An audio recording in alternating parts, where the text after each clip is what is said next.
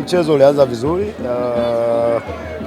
mpango wetu ulikuwa mzuri, lakini goli nafikiri la mapema lile likaanza kutupoteza concentration hadi kufikia karibia na kipindi cha kwanza tukapoteza kabisa kwenye muundo wetu ambao tulikuja nao mapema. Kwa hiyo nafikiri mechi iliishia pale kwenye dakika 45 za kwanza kwa magoli mawili ambayo mimi nafikiri yalikuwa magoli mepesi. Kipindi cha pili tukajaribu kufanya mabadiliko, kuangalia jambo tatu, naona mchezo ni balance, hata timu ilikuwa inaweza kutoka angalau kuwa na harufu ya kuweza hata kupata goli.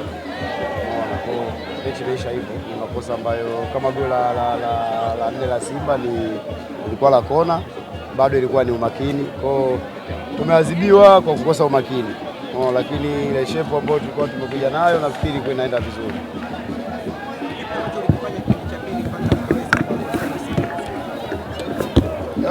Nafikiri wachezaji tuendelee kwenye ile shape ambayo tulikuwa nao, lakini tuna uwezo na sisi wa kutoka, tujaribu ili tusiwakaribishe sana goli kwetu.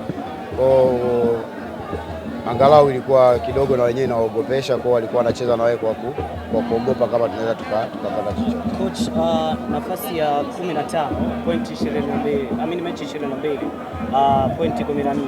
Uone kabisa adhabu ya kwenda kushuka daraja inakuja kwenu? Kimahesabu nafikiri bado, lakini tuna kazi ya kufanya.